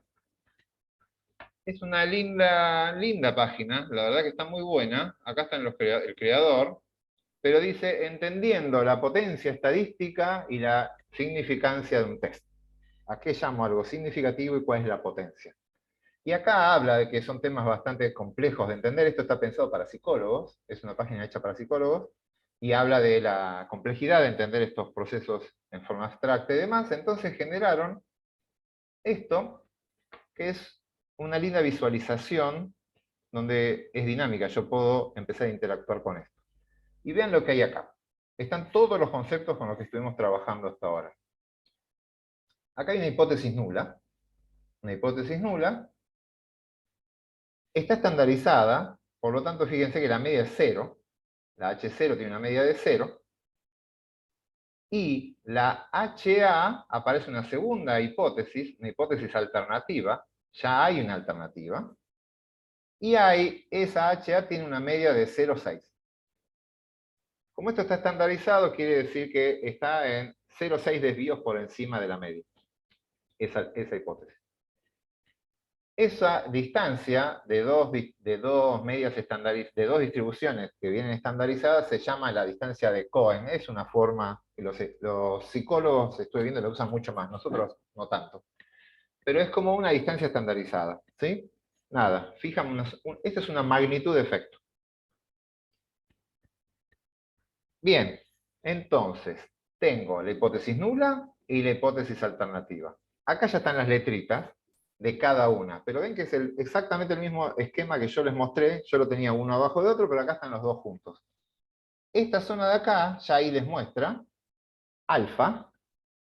Alfa, el alfa en realidad está acá. Esta es toda esta área que genero, es toda la zona de rechazo. Es la línea que yo les puse acá. Si esto acá va a haber un valor crítico, uy, esto tiene un zoom. Ahí volvió. Acá hay una línea. y de acá para allá rechazan la hipótesis nula, y de acá para allá no rechazan H0. La H0, esta es la nula. Entonces, fíjense que, voy a sacar esto si lo ven acá les dice zona de rechazo, la región de rechazo. Y toda esta zona que aparece de acá para allá es la zona de no rechazo. Entonces, este alfa, que están marcando acá como alfa, esa zona es la probabilidad, el error de tipo 1, que ustedes la están definiendo. ¿Por qué? Porque está en una zona donde rechazan, la hipótesis nula va a ser rechazada cuando H0 es verdadero. Exactamente lo mismo que vimos antes. Y a esto se le superpone una hipótesis alternativa con este delta, con este d, esta distancia, pero, fíjense, acá está el x medio crítico, que acá como está estandarizado es un z crítico, es ese valor, ese 108,5 que habíamos calculado antes, acá aparece como z. Esto es lo que deja el alfa en la hipótesis nula y el beta en la hipótesis alternativa. Y ahí dice beta, error de tipo 2. Esa zona negra que está ahí. Y acá está la potencia. Power, 1 menos beta. Así que este es exactamente el mismo dibujo que yo le hice. Lo lindo es que acá están graficados los porcentajes. Acá está el error de tipo 1, 5%. El de tipo 2, 23%. La potencia, el 77%, con un tamaño de muestra de 16. Para esta distancia de Cohen de 0,6 desvíos estándar. Lo lindo es que uno puede empezar a mover las cosas. Acá tiene este cuadro de control, este panel de control, que uno dice qué quiero manejar y qué quiero ver a quién afecta. Acá voy a ver, puedo decir que yo voy a mover la potencia y veo cómo afecta eso a la magnitud de efecto que soy capaz de detectar. Entonces, vamos a dejar la magnitud de efecto, la distancia de Cohen en 0, ahora está en 0,6, obtengo una potencia de 0,7, de 77%. ¿Qué pasa si yo quiero ahora una potencia más alta? Quiero del 80 o más del 80. Empiezo a subir esto. Quiero el pronóstico. Voy a subir la potencia. ¿Qué va a pasar con la magnitud de efecto? ¿Va a ser mayor o va a ser menor la que yo puedo detectar? Si dejo el n constante y lo único que quiero es tener más potencia, ¿qué va a pasar con la magnitud de efecto? Si quiero subir la potencia. ¿Alguien se da cuenta? Aumenta. Bien. Tengo que aumentarla. O sea, solo voy a detectar cosas grandes. Si quiero tener una potencia alta, quiere decir que con la misma cantidad de datos, mantener una potencia más alta, y la única alternativa que tengo es buscar cosas más grandes. Básicamente dice eso.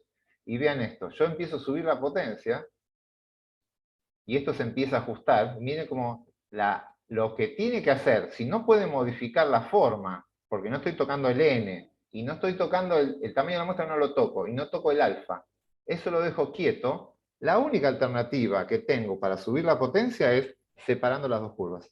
No las puedo mover. Entonces, si querés más potencia, lo que te dice es buscar cosas más grandes. Recién con algo de 0,75, algo que se aleje, un 75 desvíos estándar, 0,75 desvíos estándar, recién ahí vas a tener chance de detectarlo. Si está. En cambio, si empiezo a bajar la potencia, si me conformo con una potencia del 65%, ahí puedo llegar a detectar magnitudes mucho más chicas.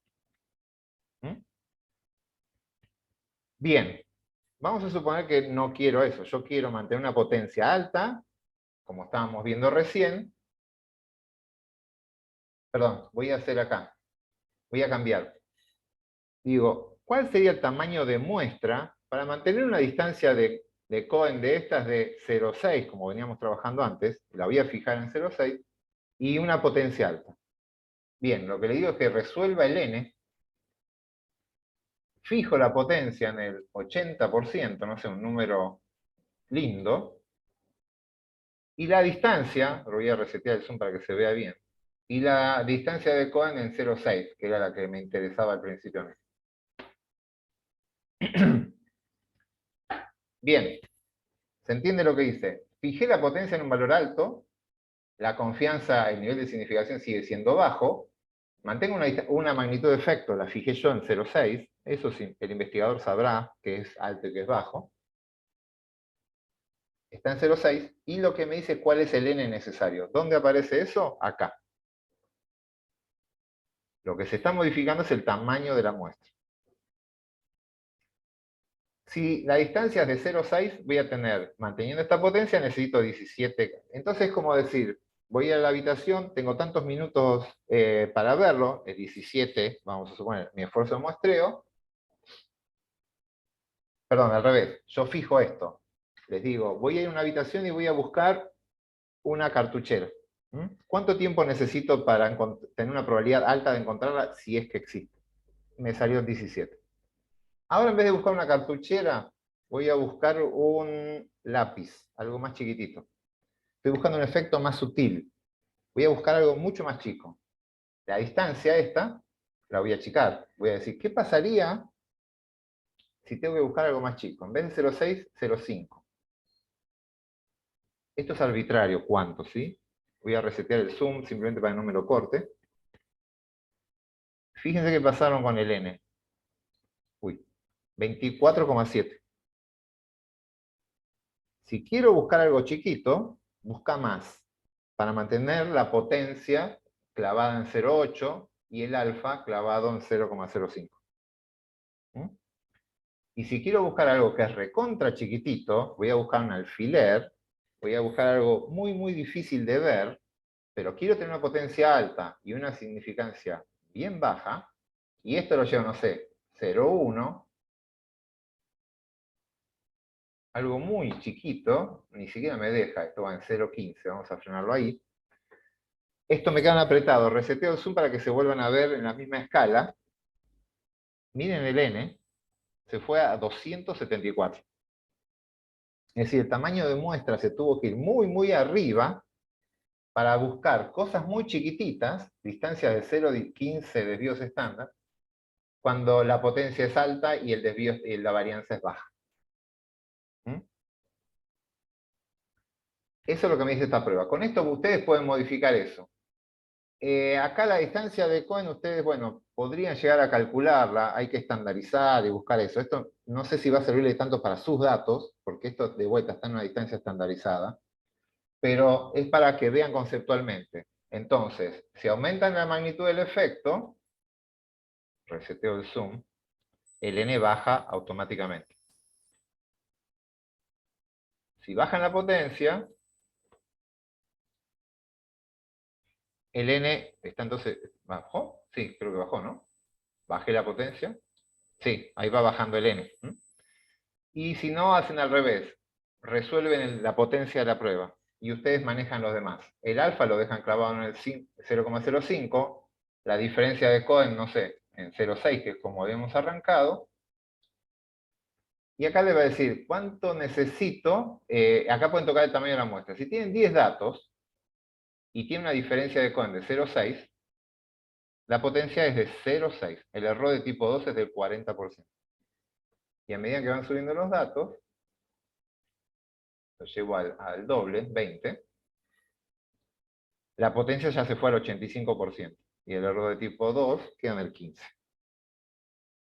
¿Se entiende cómo funciona esto?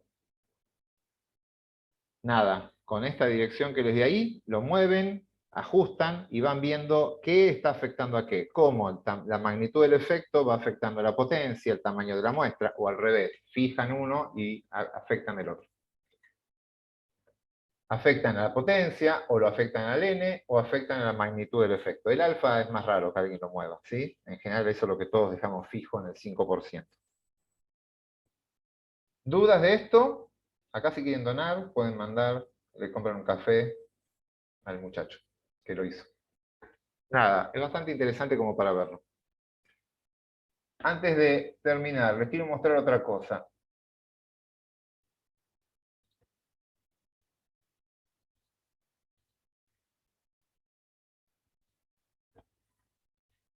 Esto que está acá es una página de un paquete estadístico que usábamos antes. Ahora nos pasamos a R. R es mucho más completo. Pero este paquete estadístico está hecho en la Universidad de Córdoba. es el Infostat, ese que usábamos antes, y cada tanto yo vuelvo a él, sobre todo para mostrar algunas aplicaciones que tiene. Lo pueden descargar en forma gratuita a Infostat, tiene una página, en la página de la Universidad de Córdoba, y ahí se descarga en forma gratuita, y si ustedes se loguean con un mail, les dan una versión gratis que funciona durante un año. Y al año siguiente la pueden renovar y tiene una versión estudiantil que funciona bastante bien. Nada, ahora no se enfoquen en esto porque si se van a dedicar a R, trabajen con eso. Pero quiero mostrarles acá, dentro de estadísticas de esto, tiene un cálculo de tamaño muestral. Entonces, tiene esta solapita, aparece esto, que es lo que estuvimos viendo nosotros ahora. Vamos a suponer que ustedes quieren comparar dos tratamientos. Con el ejemplo que vimos, comparamos la media de... Estamos trabajando con una sola población, con una media. Esto es para comparar la diferencia entre dos medias. No importa, es para comparar dos tratamientos. Lo vamos a ver más adelante, pero funciona esto. Es para una distancia entre dos tratamientos. Acá lo que tienen que poner ustedes es, definen la varianza común. En este caso, como hay un solo nosotros estamos trabajando con uno, vimos una sola varianza. Esta sería la varianza con la que están trabajando. El nivel de significación, el alfa. La diferencia mínima que quieren detectar, esta está en unidades de la variable, ya no está estandarizado, ahí ponen la diferencia. Las repeticiones por tratamiento, es decir, el n, y les dice la potencia. Fíjense en el ejemplo con el que estuvimos trabajando recién. ¿Se acuerdan que les dije que la variable x seguía una distribución normal con una media que va cambiando según el tratamiento, pero la varianza era de 20? El desvío estándar era de 20. Desvío estándar de 20, acá les pide la varianza, así que tiene que poner 400, porque es 20 al cuadrado. Si ponen esa varianza acá, trabaja a un nivel de significación del 5%, la diferencia mínima que quieren detectar en el primer ensayo, era de 100 a 110, era de 10 gramos, así que ahí va 10, está en las unidades de la variable, y teníamos 15 individuos, la potencia, no el error tipo 2, la potencia era re baja, 0,24. No da exactamente lo mismo que antes porque esto es para dos medias, nosotros trabajamos con una versus un valor poblacional, el nuestro es un poco más potente, este es un poco menos, pero quiero que vean qué pasa si empiezo a subir la cantidad de datos. Arrancamos con una potencia muy baja, con 15 individuos, y si existe una diferencia de 10 gramos con 15 individuos, es muy probable que yo no lo vea. La potencia es re baja. Si la diferencia existe, es altamente probable que yo no la detecte. Pero si empiezo a trabajar en vez de 15 con 20 individuos, la potencia sube al 32. O sea, el error de tipo 2 es del 70. Empiezo a subir 30 individuos, ya la potencia está en 46. 40 individuos, 60% de potencia. Ya me aproximo un valor, ¿ven la barrita acá? Esto se empieza a poner interesante en 0,7. Así que necesito 51 individuos para detectar una diferencia entre dos tratamientos. Esta magnitud del efecto con esta varianza gigantesca. Es decir, con esto, si ustedes averiguan este número y hacen distintos escenarios acá, van viendo qué n necesitan para mantener una potencia alta.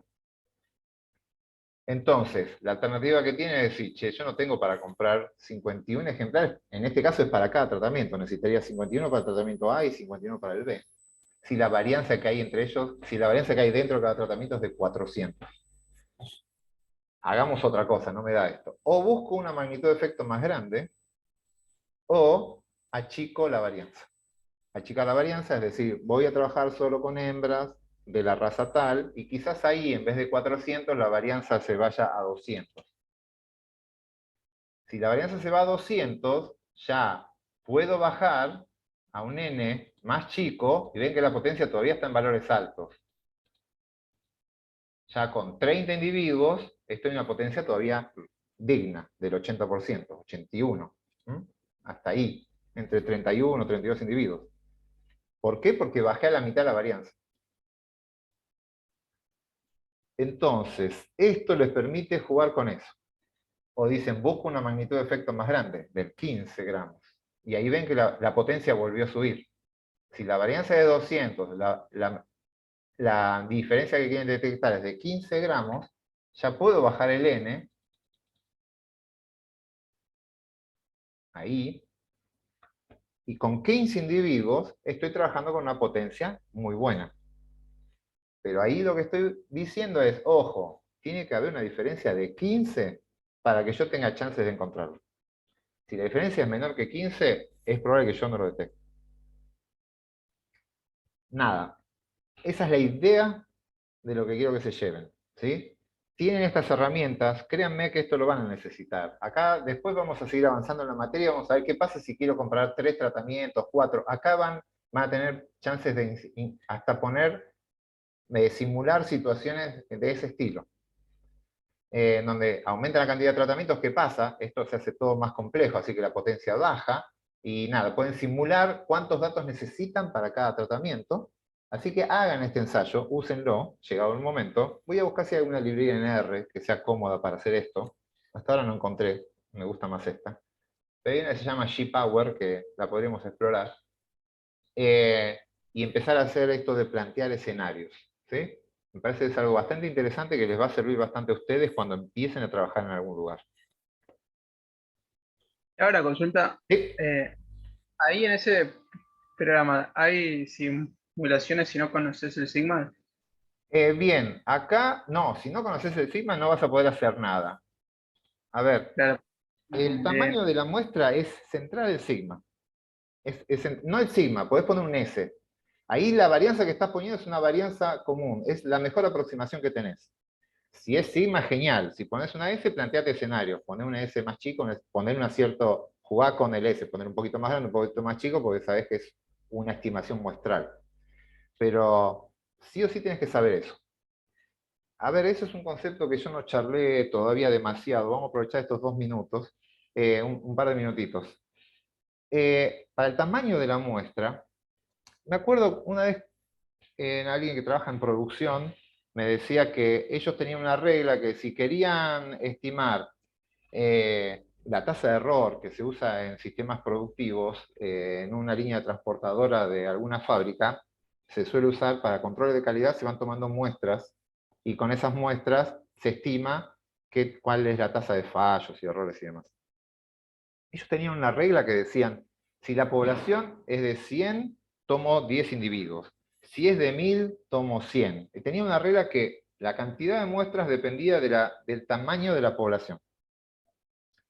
Y la verdad que eso no tiene ninguna lógica. Lo habían hecho para simplificar el tema, pero eso es falso. O sea, la cantidad de muestras que necesito para estimar un efecto no depende del tamaño de la población, sino que depende básicamente de la varianza, entre otras cosas, el alfa, como estuvimos viendo, la magnitud del efecto, y de la varianza. Y la forma de ver lo que yo siempre explico es, siempre lo hago con tizas porque es lo que tengo a mano ahí, pero vamos a suponer, yo tengo una caja de tizas. Tengo una caja de tizas y quiero estimar la proporción de tizas de blancas que hay. La proporción de tizas blancas. Eso es lo que quiero estimar. La real, de toda la caja. Me dicen, la caja tiene un solo color. Son de un color las tizas. Son todas homogéneas. La varianza es 0. Todas tienen el mismo color. Y la caja, tengo una caja que es de 100, de un solo color, y una caja que es de 1000, de un solo color. ¿Cuántas tizas necesito para estimar la proporción de blancas en la caja de 100 individuos, de 100 tizas? ¿Cuántas tizas necesito para estimar eso? Si la varianza es de 0, son todas iguales. Una. Con una. Agarro una. Si es blanca, digo, el 100% son blancas. Y si es de otro color, digo, el 0% son blancas. Y es una tiza en una caja de 100. Ahora la caja es de 1000. Y también es homogénea, no hay varianza. ¿Cuántas tizas necesito? ¿Tengo que subir la cantidad de tizas? No. No, con una tiza me alcanza. ¿Por qué? Porque es homogéneo. Y es independiente del tamaño de la caja. La caja puede tener 1.000.000 un millón de tizas, que con eso me alcanza. Ahora, tengo una caja de 100 de vuelta. pero me dicen que hay 5 colores. Y cada color puede tomar de valores de que está el 80%, el 10%, hay una variabilidad muy, muy grande. 5, hay 50 colores, lo hago re complejo. Y quiero saber la proporción de blancos de ahí. ¿Con una tiza me alcanza? Y no. Voy a necesitar muchas tizas para encontrar cuál es la verdadera proporción de tizas blancas que hay, que la proporción que yo calcule en la muestra se parezca en algo a la verdadera proporción poblacional. Voy a necesitar muchos datos para estimar bien ese parámetro, que es pi, a partir de una proporción. ¿Y eso por qué necesito mucho? Porque hay mucha heterogeneidad. Hay mucha variabilidad en la variable que estoy viendo, es una variable compleja. Bueno, eso por una variable cualitativa, que es color. Pasa lo mismo con una continua. Si ustedes tienen que estimar el tamaño el diámetro de los árboles, si están trabajando en los clones, como le dije yo recién, en álamos plantados del clon Salix nigra 4, clon re homogéneo. Y con pocos árboles van a estimar bien el diámetro promedio, porque son todos los árboles iguales, y van a generar un intervalo de confianza chiquitito con pocos datos, pues son todos iguales. Entonces, apenas tomen una pequeña muestra, el intervalo les va a dar bastante chiquitito. Pero si quieren estimar el diámetro de quebracho, y el quebracho, no sé, hay distintos tamaños de quebracho, y son grandes, chicos, medianos, hay de todo, estimar el tamaño medio, van a necesitar muchos datos, porque cuando aparezca un árbol grande, el valor, la media se le va a ir por arriba, cuando aparezca uno chiquito se le va a ir por abajo, la varianza va a ser muy alta, por lo tanto la incertidumbre va a ser muy alta, y el intervalo que les va a ser grande. Si quieren estimarlo bien, va a tener que ser chico. Algo parecido pasa acá con las potencias. Para tener una buena potencia, van a necesitar muchos datos. Entonces, nada, el tamaño de la muestra no depende del tamaño de la población, sino que depende de la varianza. Y ese dato de varianza sí o sí lo van a necesitar, no hay forma. Alguna aproximación, planteen escenarios, si no saben nada, planteen escenarios, si la varianza fuera así o si fuera así, pero van a necesitar eso. Bien. ¿A consultas? Voy a dejar de grabar y ya así terminamos la clase. Y seguimos con consultas.